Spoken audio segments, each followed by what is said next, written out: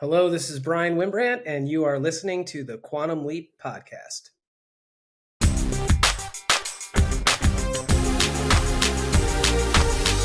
Greetings, Dr. Beckett. Welcome to the Quantum Leap Podcast. Hello, Leapers, and welcome back to the Quantum Leap Podcast. I am so excited to talk to this person today, Martin Bonventre. Saw him live 3 times, 3 nights in a row at the Peterborough Players, playing the barber and the muleteer. Is that how you pronounce that? Muleteer. Yes, the muleteer. Yes. Right. In Man of La Mancha with Scott Bakula. And you were one of the standouts from the crowd that I went with, a bunch of friends that said, oh, wow, he was so good. He was so good. So, and coincidentally, we were leaving town, me and Serenity, and we bumped into him in front of the bookstore. So he was so gracious enough to take a selfie and sign autographs. It was so great meeting him. We were so excited. So just welcome, Martin, to the Quantum Leap Podcast. How are you doing? I'm doing so well. How are you? I'm good. I'm very excited to talk to you. I don't know if you can tell. We're here with Brian Green also. And I just want to get to know about you and how you got involved with Peterborough Players in the show. But like, take me back. You live in New York, right? And you're like a theater guy. You've done so much. I checked out your all your website and your videos and all this cool stuff. And you've done so much. What made you want to be like a Broadway guy? Well, I haven't done Broadway yet, actually, but right. But you know what really made me want to do it was that when I was 5 years old, I watched so many videos and so many films of Charlie Chaplin. You know, he was my idol actually at 5. And, you know, my father had all these tapes of his that they gave me. So I would watch them over and over and over again. And he was, I mean, just the brilliance of his work made me want to be this kind of performer that I am. And also, you know, my mother took me to shows when I was like this high. So I just saw everything. And, you know, my father gave me all of his records. Like I had Frank Sinatra, I had Barbra Streisand, I had all these records which had, you know, show tunes in it. So I didn't really know that they were like in these shows until, you know, suddenly I would look up the song and be like, oh my God, it's from this show, it's from that show. And then that made me really want to go into theater, was all the music of it. You know what I mean? The music side of it really made me want to go into it more than anything else. And dancing, you're an amazing dancer. I watched one of your videos where you're dancing to, what was it? Something in Greece or what was it? Oh, no. I think it was the video that I did. Route 66. Route 66. That's what it was. Yes. That was so good. So that takes what? Work, talent, both? It, you know, something, it's interesting because I feel like there's a lot of people who, yes, they're good at what they do, of course. But it really does take a lot of hard work. You really have to work hard. You know what I mean? I think that, you know, nowadays people don't see that, I think, because of the medium that we're living in. You know what I mean? There's always a short clip of something that's like a 60-second something, whatever.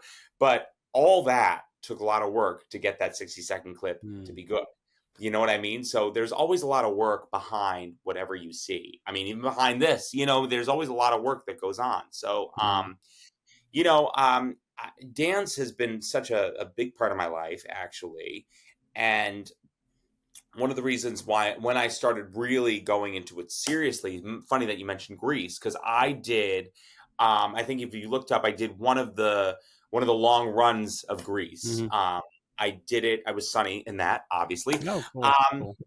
And I did it for 5 months in Reno, Nevada at the El Dorado Hotel and Casino, which was for 5 months. And I remember clearly what happened was that I was naturally gifted as a dancer, but I didn't have what should have been like the training of it or whatever. And I remember going to the audition and nailing the dance combination and just like faking it till I made it, like nailing it, right? Nailing everything. They offered me the job 3 or 4 days later. This was a company, the Surflight Theater, which they're still around. And when they were running their touring company, so it was Jersey Shore Entertainment, which is no longer there. And what happened was they offered me the job. They said, we would love you to play the role of Sonny. I was like, oh my God, I'm so excited. This is great. I finally get to do Grease. And then suddenly 2 days later, they send me an email that were like, we'd like to follow up with you on a phone call. I was like, oh my God, what's going on? All this. And they spoke to me on the phone. They said, we think you're really talented, but you need to go to ballet.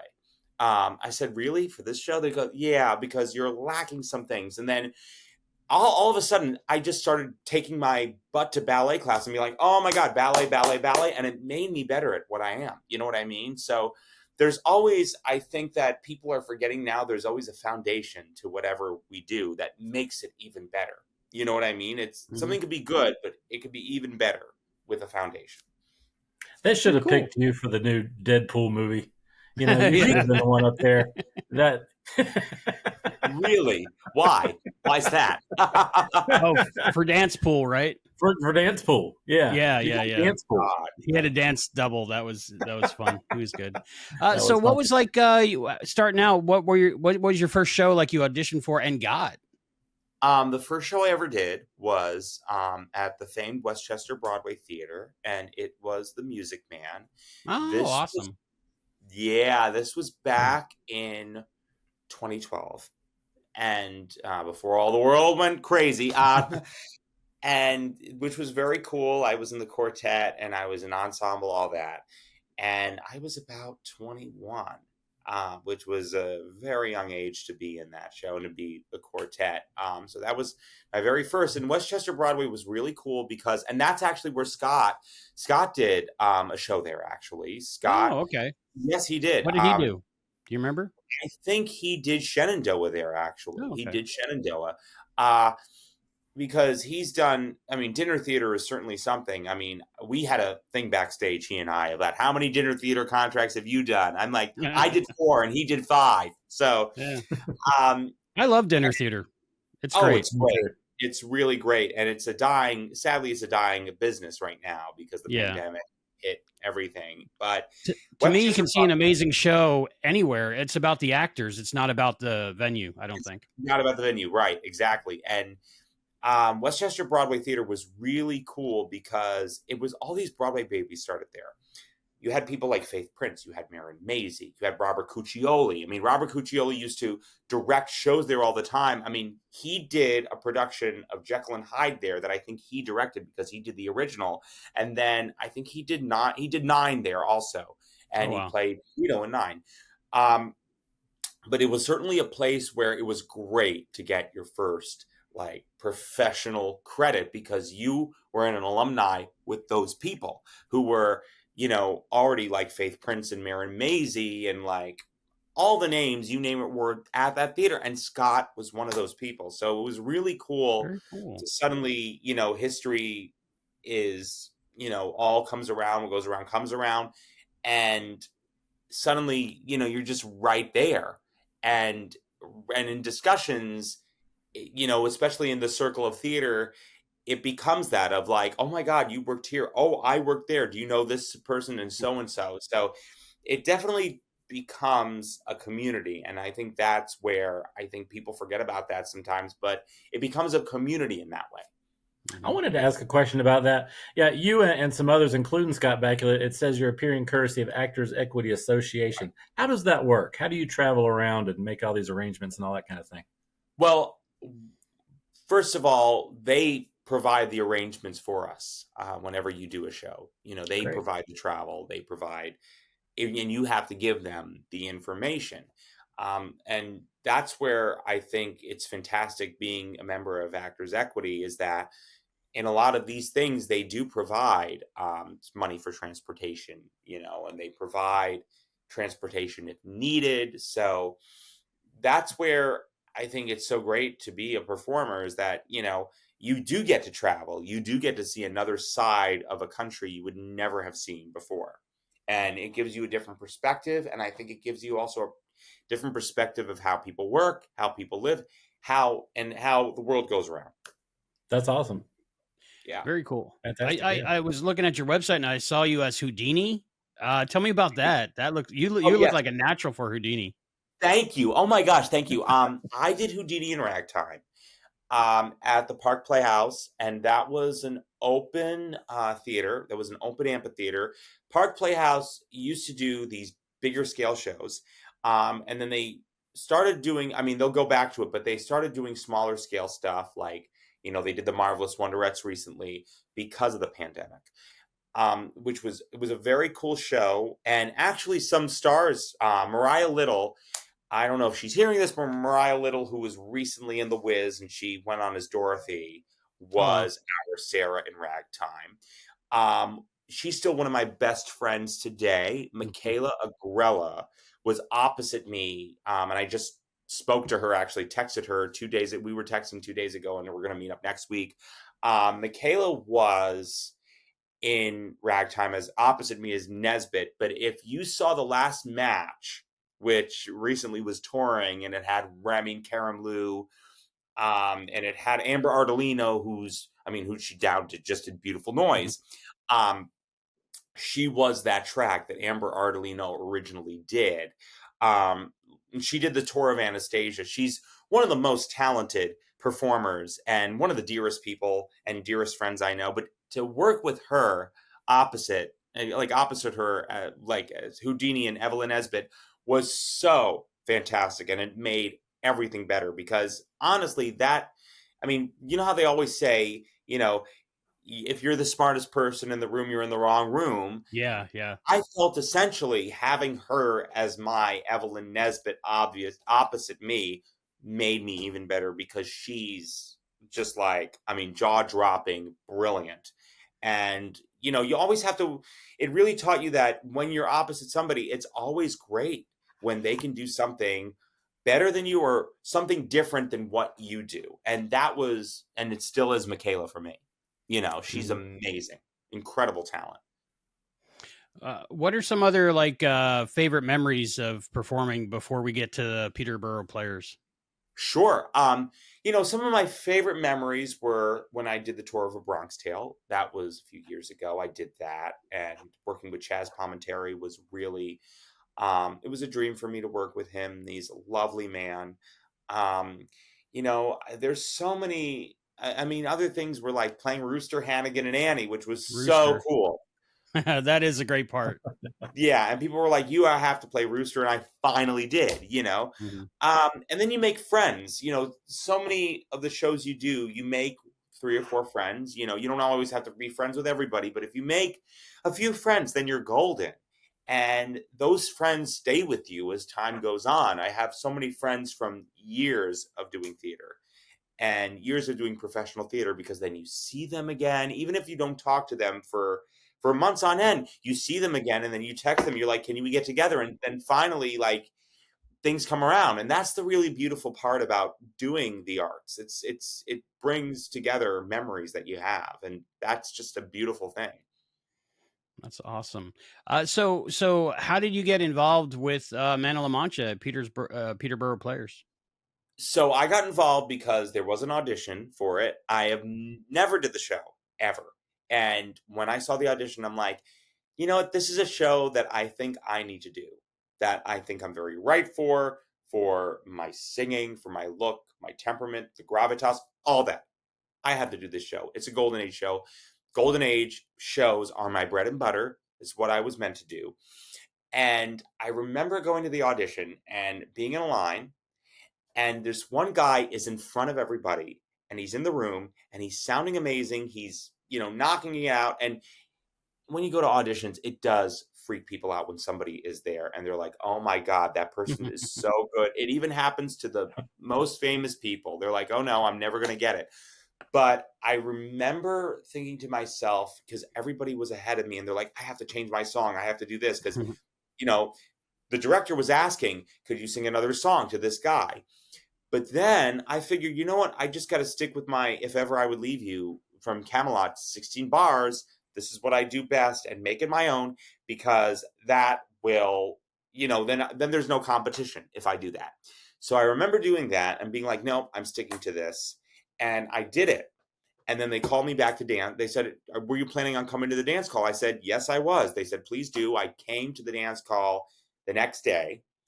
And Patty DeBeck who choreographed it, and she did a brilliant job. I mean, you must say that the choreography and the staging in our show was fantastic, and because of her, I Absolutely. mean, It was. she was Tommy Toon's dance captain. Oh, She wow. was a flossy dancer. Yep, she worked with Michael Bennett. This woman is a legend. So I looked up that she was a legend, and I'm like, because that's my bread and butter too. I'm like, this is somebody that I need to show my best self to. And the audition was the combo was to the song I Don Quixote. So what I did was I decided, okay, before I get there, I need to do something creative and one of a kind. So what I did was I wore a full black outfit. I wore like a black button down shirt. I wore these jazz pants that were tight on me, and then I wore these boots and strap up boots that I did for the audition, and I wore a vest. And I did this whole thing where, because in these auditions, these dance auditions, they are tough. The more professional, the tougher they're going to be, and they want to see, can you pick it up? Can you do certain things? Do you have technique? Do you go to class? They see all that. You might think they don't, but they really do.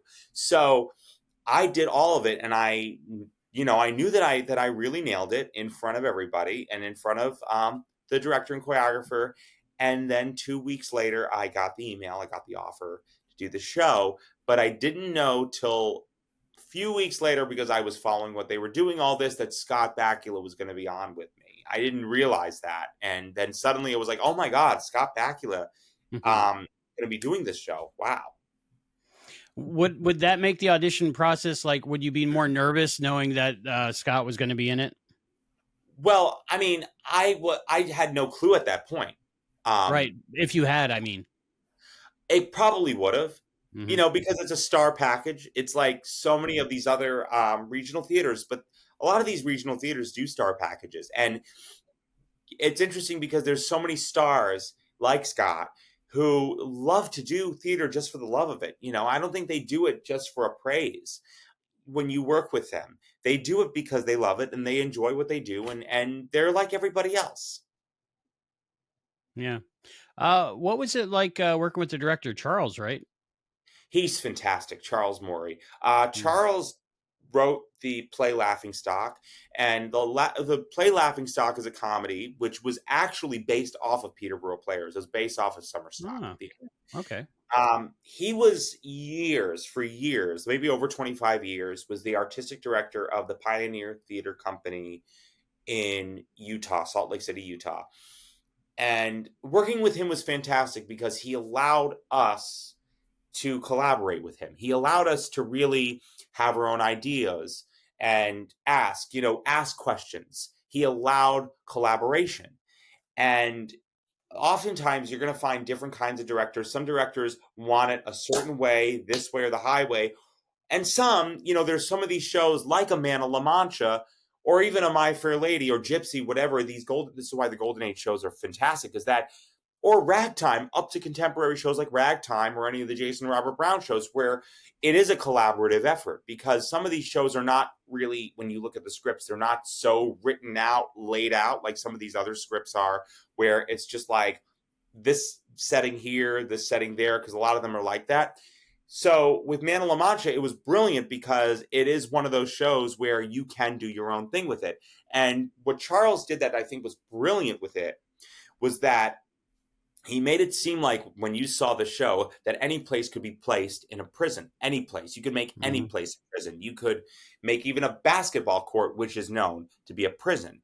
And he was discussing with us the first day how the story of Don Quixote, there were all these these centuries of the story of Don Quixote, all the way back to the original of Miguel de Cervantes. So what we did was differently, was that with like the Knight of the Mirrors, for example, Mhm. we did not have the Knight of the Mirrors in this full kind of, knight in armor outfit. We did it. He kind of looked like a little bit like a Star Wars kind of thing when you saw it. It was really very cool. And to show, because usually in all the other productions, they show that they're holding up, some kind of armor or mirror, like they're all knights. What we did was he had the muleteers show plates, like these silverware plates and like kitchen, like, so because it looked like we were actually in the prison rather than some theatrical over the top thing, so that it became more theatrical in that sense. So people like Charles are fantastic, directors like him, because they like to do their own thing with it, with these sorts of things. I mean, he's a Shakespeare, also he's a Shakespeare director. He directs a lot of Shakespeare's and a lot of classics. So that's what also made it even better, I feel. Yeah, that mirror effect really worked. I was in a Yeah. third row one night, and I could see Scott's face in that platter. It was crazy. Yeah, I know, right? It was, yeah. So you said a lot. There's a lot of collaboration, and you get to kind of throw your ideas in there. I know I talked to Albie before, and we noticed that Scott did a lot of the same choreography that he did in the episode of Quantum Leap where he played Don Quixote. Right. Did he Right. throw in his own take on that? Do you know, or was that something else? Well, it's interesting that you asked that, because that was from the episode of Catch a Falling Star. I don't know if he actually did that, because that episode was just that was a very specific episode that was special. But what I do know is that that was an interesting episode because John Cullum was in that episode, and John Cullum was in the original Man of La Mancha. I mean, John Cullum replaced Richard Kiley in the original Man of La Mancha, and Ernie Sabella, Ernie Sabella he's one of the voices of in The Lion King. Pumbaa. Yeah, he's Pumbaa. He was in, if you saw Guys and Dolls with Nathan Lane, he was Harry the Horse, but he was Sancho Panza in the revival with Brian Stokes Mitchell. So it was sort of a cool turnaround, I think, for Scott to have done that episode, specifically that episode. And that, it was funny that you mentioned that, because there was one of the Quantum Leap fans came. I don't know if you did, Albie. It might have. I think you were there when you asked him. Did you ask him? Yes, you did. I asked 2 questions that night. That was me. Yeah, that was you. And so, I mean, it really showed that a lot of the fans knew that specific episode. Because I remember you asking about. So you were the one that asked about Dean Stockwell. Was it dedicated to Dean? And I remember he said that Dean was always with me, and Chelsea was crying because they knew Dean. They knew him, and he said, but Dean would not be crying. So it was a fantastic thing. I think that it was really cool for him, because he also did the role way before Quantum Leap. He did it in a summer stock in St. Louis when he was 21 years old. He was way too young to play it, but it was different. He still knew the role. And I think he always knew that he could play that role. That was the fun part about it, too. I'm sure everybody wants to know, what's it like just working on a daily basis with Scott like that? He is one of the most generous, kindest men to ever work with, because he's collaborative. When you work with him, he never stops. He's always, meaning he does stop. That's what I meant to say. He stops. He's always saying, let's try something here. Let's try something there. Even when the show is up, he's backstage working on moments with people. He's like, can we try this here? Can we try this there? And, he just has so much fun. I felt, as a performer myself, I felt a lot of care with him. Like, he always would hug me, and he was always saying, are you doing okay? Is everything all right with you? And, he was so supportive of me. Like, I remember, we did our cabaret show at the Peterborough Players. They have the cabaret and everything. And I remember he wasn't going to be there because he wanted his privacy, which is, we have to always respect. So we were doing our rehearsals, and he watched us in our rehearsals, and I sang in front of him. Everybody says don't. Anyone Can Whistle. You'll see it on my my page, me singing that. And he did the concert version of Anyone Can Whistle by Stephen Sondheim at Carnegie Hall with Bernadette Peters and Madeline Kahn. So to have done that in front of him, and him being so supportive, really says a lot about him. It really says that he really is still part of the group. And also, not just that, he shared a dressing room with all of us guys. And that's so essential. because, it's not always likely that somebody like Scott Bakula is going to share a dressing room with everybody, but he was a team player. Like when we did a put-in rehearsal, because one of the girls had a family emergency that had to leave, that was in, if you saw, I was the leader of the Vagabonds, as you remember, Mm-hmm. in Mm-hmm. that show. He was still there at the put-in rehearsal. He was still there at the put-in rehearsal and still collaborating with us and having fun. And I'm just like, something, it really goes to show you that these people don't, it's like somebody one time said, the bigger they are, the bigger they are. And that was Scott. And that is Scott. How long did it take for Scott Bakula to become Scott to you? So you're not always just going, "Oh my goodness, that's Scott Bakula," but just that's Scott. He's my friend, my coworker. It Fellow didn't artist. take that long. It didn't really take that long. It because his demeanor and being with him is so calm. You know what I mean? Like he doesn't put on airs. Like the first day, he was just like, he gave me a handshake, gave me a hug. Like the first day, like I met him, and it was when we saw Ben Butler. He was there to see Ben Butler, which was the show they did before, which was a fantastic show actually, and Gus Kaikonen, who was the guy who did The Night of the Mirrors, directed that production. Oh, Gus was there for. Oh yeah, Gus is brilliant. He was there for over 30 years as the artistic director before Charles stepped in for this season, and Wow. it was just so cool to be there in that presence because it didn't feel like, oh, it's Scott Bakula. I have to. He was just like there and being chill and just one of us. And he treated it like he was one of us. And that really said a lot. it was a great production. Like a lot of us just went there to see Scott, and we figured it'd be pretty good, But it's a local theater. It's not going to be like going to the Gershwin or something. But Right, right. wow, You're wearing Wicked right now. yeah. Oh, I had front row, just right Right. of center. It was great. I just had Front Row and Wicked once. It was fantastic. Yeah. Isn't it? But Wonderful, yeah. like when the male a chorus, I guess, started singing and dancing in that part of the first night, I was like, "Wow, this is it. This is great." I was Yeah. so impressed. How much rehearsal went in before you started the show? It was short, very Mm. short. It was 14 days. We had to get it up in 14 days.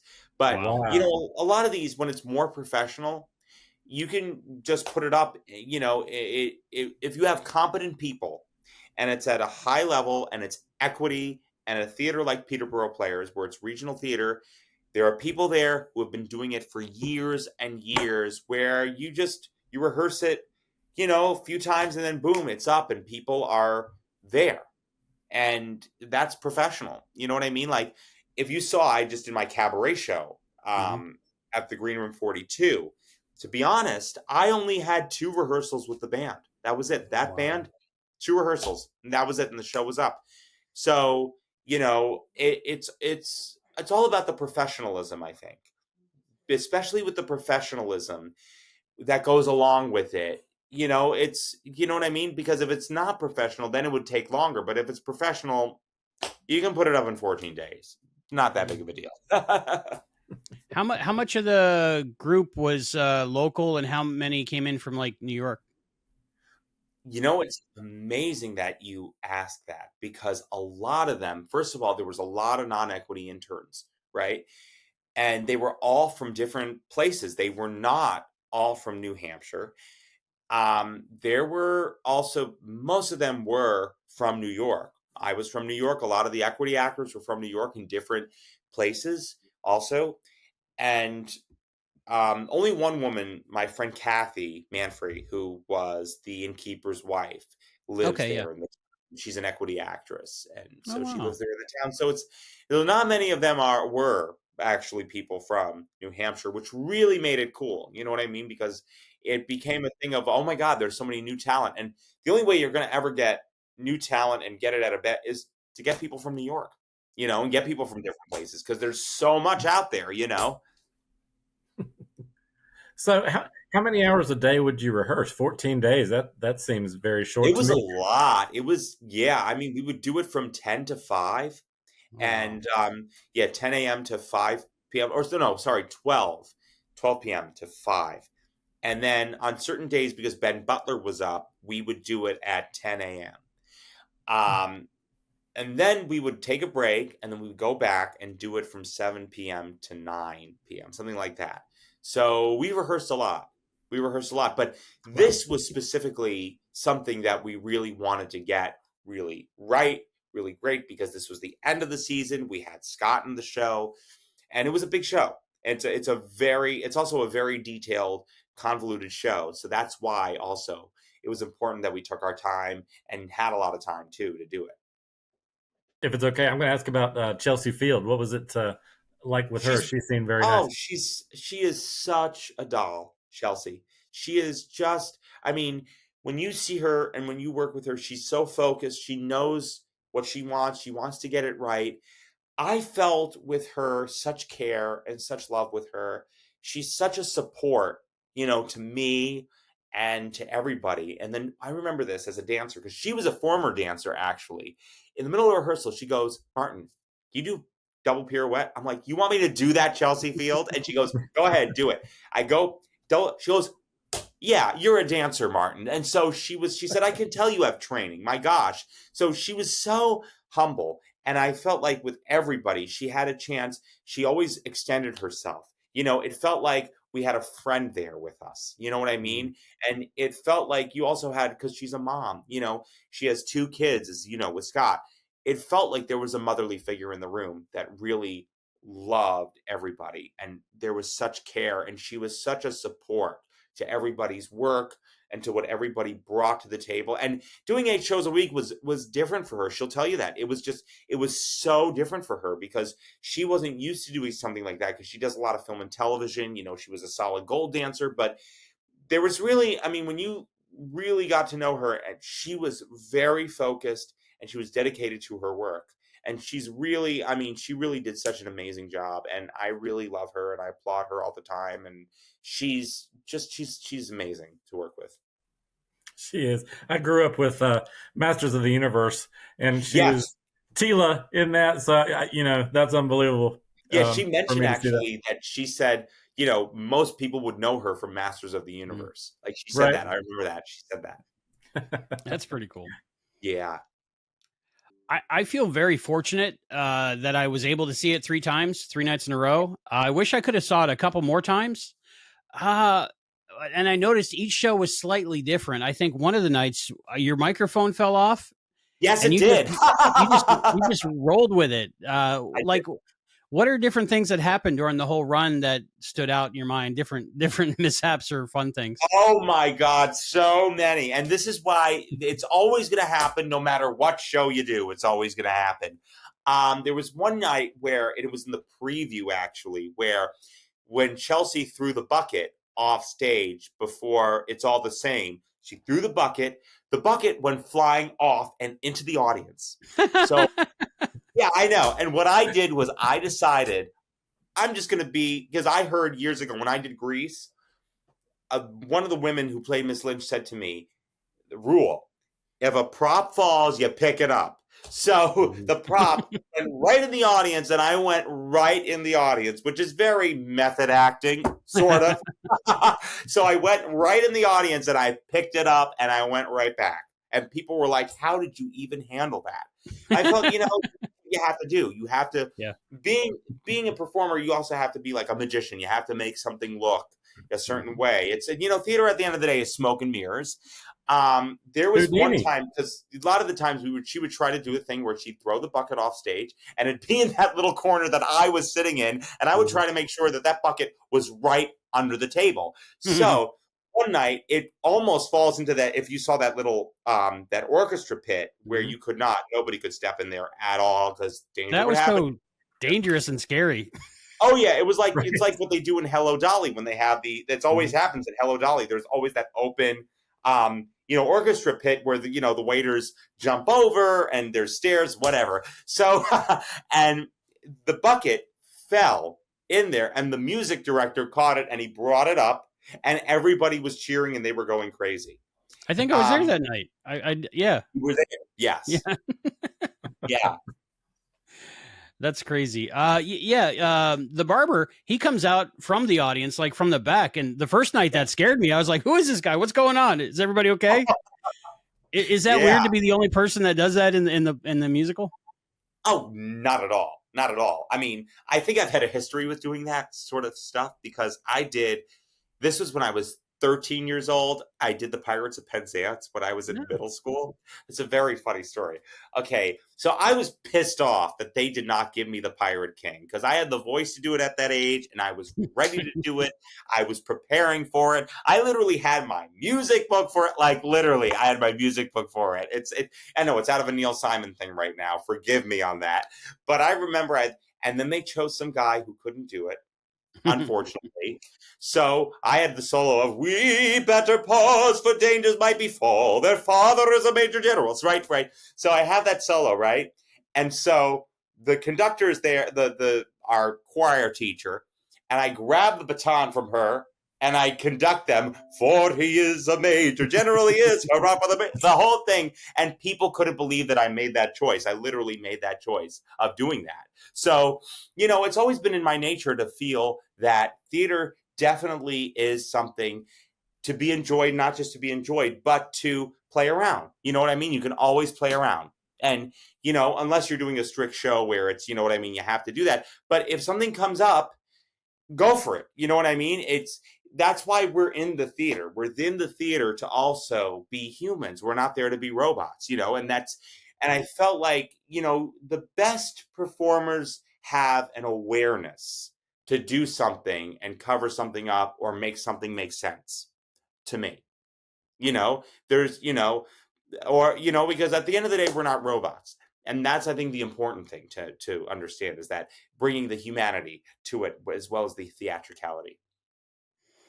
There was definitely that feeling watching it, and I got that unique experience seeing it 3 times in a row where I realized that everybody was like, the show's going to move forward no matter what, and everyone is having a good time doing it and just rolling with the punches, kind of. And everybody seems so, I guess, joyous just to be in the production. What were they? Yes, they did. They loved being there.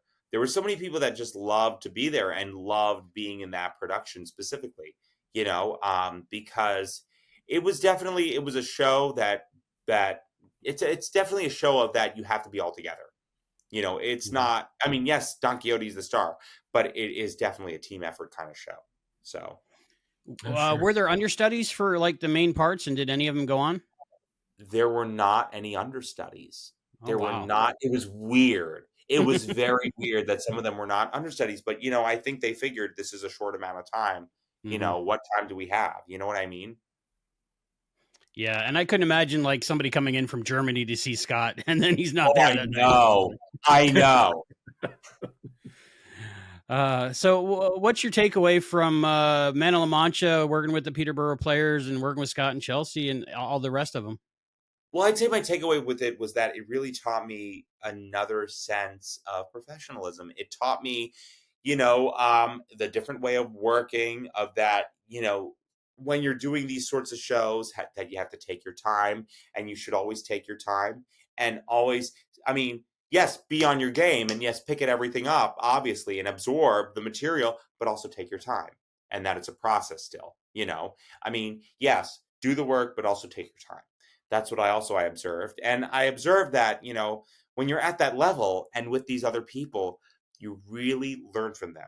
When you really watch these people closely, there were people in that show who did Shakespeare for years. There were people in that show who did more things than I did. You know what I mean? Like there were people that, I mean, there were even younger people who were up and coming in their own worlds, and were there for a reason. So it really definitely taught me a lot of things. Definitely taught me a lot on a grander scheme of things, how to be, just a better artist, not just a better performer, but a better artist too on stage. Excellent. The acting was amazing, and yourself as well, by the Thank way, you. from just everybody. But the orchestra, did you have a lot of interaction with them, I assume? Yes. And they Yeah, were they were all. great. They were wonderful, the orchestra. Really, they were on their game and they really knew what they were doing. And they were locals that I mean, they were professionals that they're from, the New England area, and a lot of them were, work all the time in the New England area, and they've got jobs that they work there as musicians, and it's really so cool to work with those kinds of people. It gives you an outside perspective. Awesome. Where can people find out more about you, follow your work, and find out what you have coming up? Well, go to my Instagram, and it's Martino the Showman on Instagram. You can go there. You can go to my website, martinbonventre.com. You can friend me on Facebook, Martin Vincent Bonventre. You can follow me on TikTok, Martino the Showman. You can follow me there. I have some things coming up, which I can't wait. I mean, I have another cabaret show, which it's going to come up again, which I will invite you all to. You can come down to see that as well. So stay tuned on that. I have a lot coming up now. Awesome. Amazing. All right. Any more questions before I wrap up, Brian? I think we covered it. We're good. Okay. I think we got I'm everything. sure Is there anything you wanted to mention that we didn't mention, Martin? And I just want to say thank you all. This was really a terrific experience, and I'm so thankful to have been here on this show today. And this has been a wonderful opportunity, so thank you. Martin Bonventre, thank you so much. Thank you.